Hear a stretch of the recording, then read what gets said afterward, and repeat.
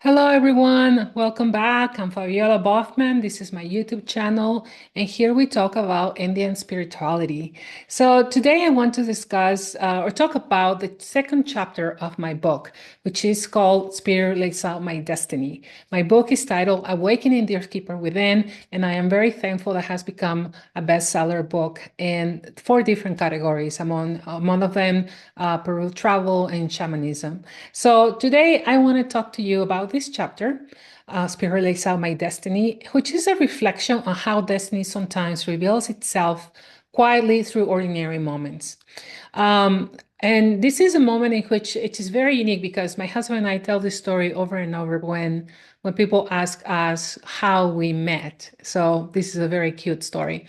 There are moments in life that seem ordinary when that happens. Sometimes a conversation, a casual meeting, a small decision, and yet years later we look back and realize Spirit was already laying out our destiny. And this one is one of those moments for me. When I was in college, I was in a relationship that lasted a few years. And one day I invited my boyfriend to a Peruvian Paso horse show. Start seeing a theme. We talked about the horses in the first video about the book and the first chapter. Now we're talking about Paso horse show. And yeah, the horse is a theme in this story. And I have always loved horses, right? Because if you might have watched my previous video, my father used to ride horses when I was little, and we were around horses all the time. But after leaving Arequipa at the age of almost 4, I hadn't had many opportunities to be around horses. So it felt like this show, this Paso horse show, felt like a way of reconnecting with something deeply familiar, that early imprint of my father arriving on horseback, that power and grace of that memory. So that day, when I went to my boyfriend's family home to meet the relatives and a few visiting colleagues from abroad, there was a Canadian and an American there. And that's when I met my husband, the man who would one day become my husband. And at the time, I was still in this relationship and focusing on preparing to leave Peru, right? Didn't even cross my mind, that I was going to marry this guy. But I didn't know that spirit had already begun weaving threads and I couldn't yet see them. So my husband at the time stood up immediately as soon as I walked in. And what I noticed about him was that he was very much full of energy, almost bouncing in his seat. And his presence was very loud, joyful, and expansive, and so different than the formal tone that most Limeños have, right? People from Lima. And at one point, someone in the group suggested that we talk because I had already had plans to travel to the United States. As I mentioned, I was ready to leave the country, and I had decided to come to the United States to study.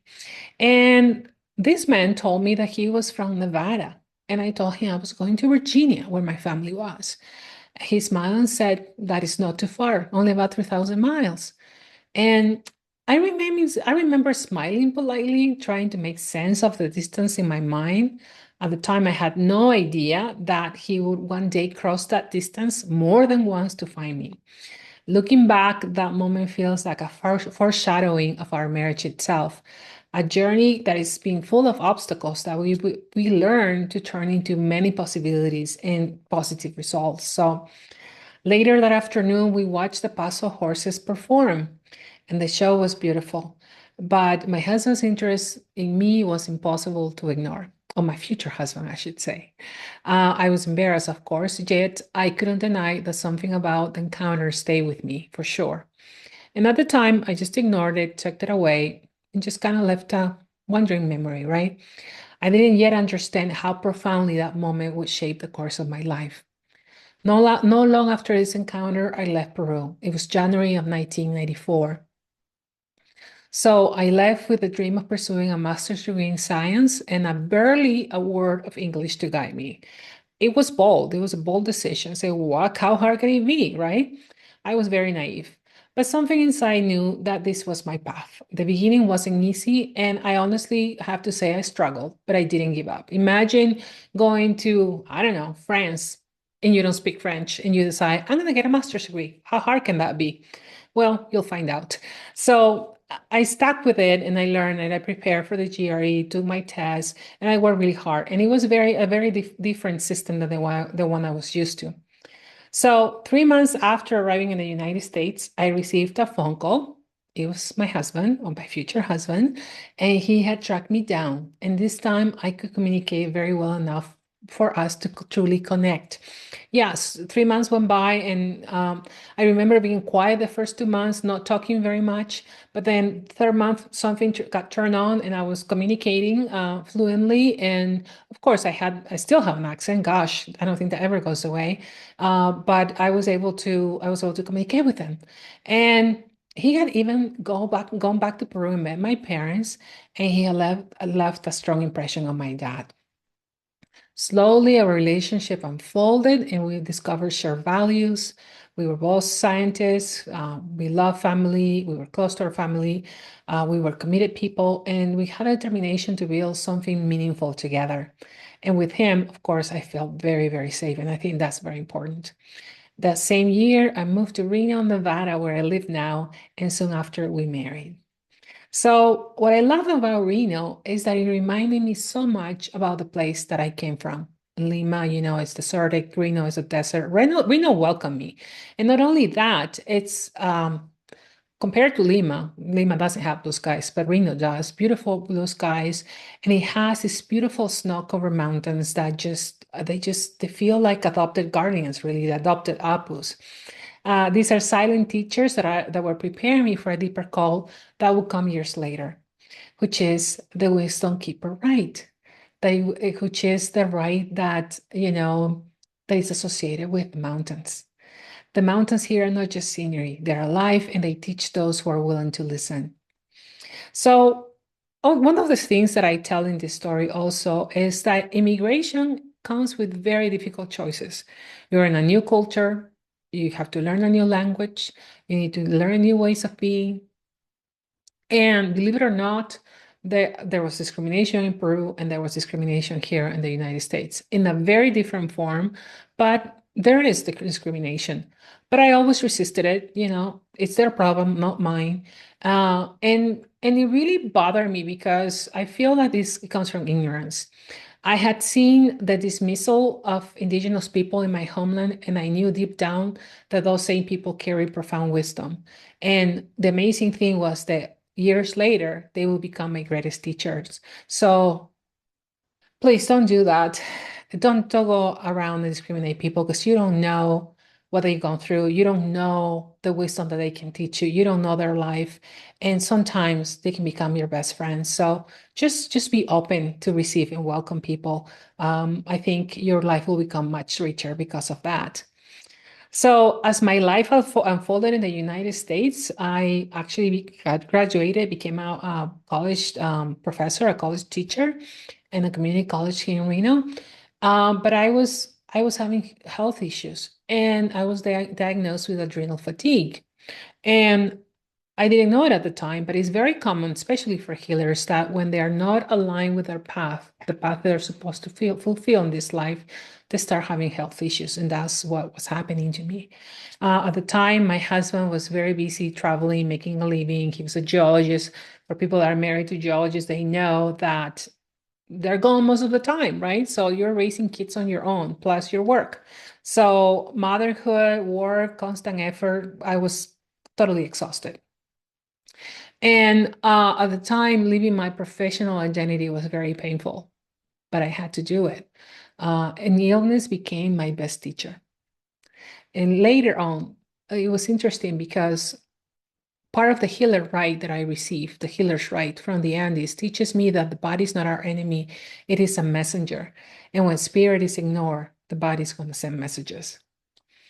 So I started working on my recovery. I started focusing on my family, and through alternative healing, like in yoga, energy work, supplementation, I began to sense something I couldn't yet name, what we call the luminous field, the luminous body, which holds the keys to healing.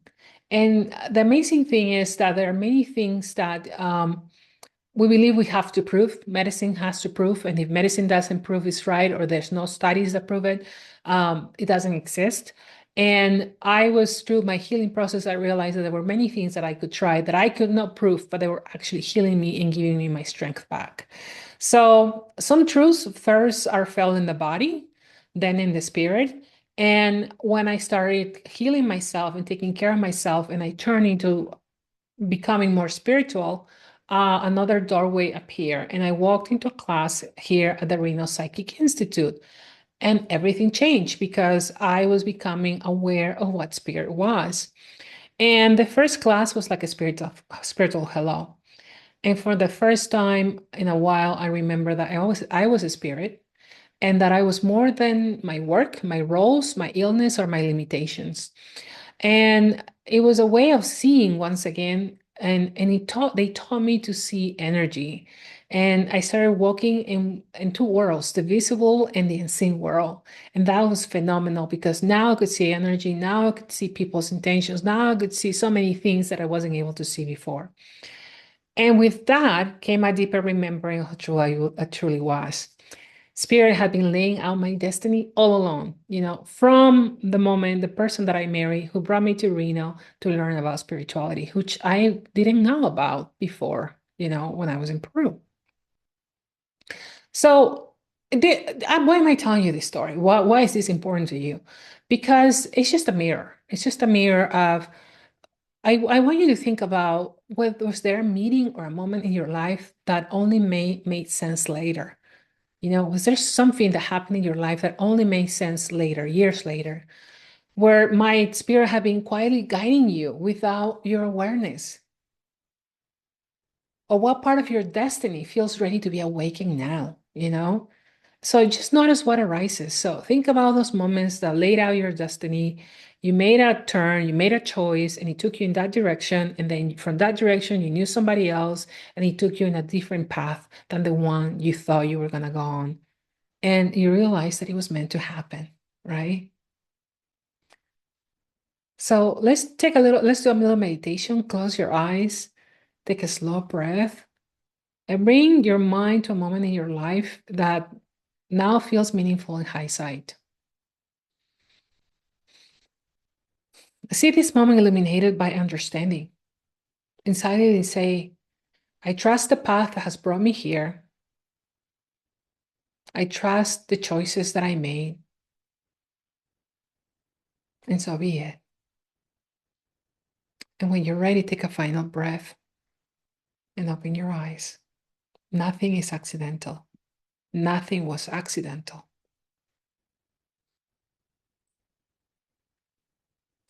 If this reflection resonates with you, I invite you to continue the journey. My book, Awakening the Earthkeeper Within, and the documentary Journey to the Heart of the Andes go deeper into these teachings. You can find them at liveyoursoulpurpose.com. And if you feel called, subscribe here, subscribe to my newsletter on my website. And as soon as my Soul Healing Journey 2026 is released, you will be informed. So this year, we're going to Lima, Arequipa, where we get to meet the beautiful 3 volcanoes, Colca Canyon, Puno, Lake Titicaca, and Cusco. We'll see so many different things that you'll be blown away.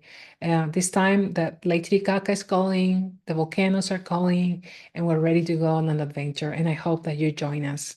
And if not, you'll be posted in this channel. So I hope to hear more from you. Leave your comments below and have a wonderful day.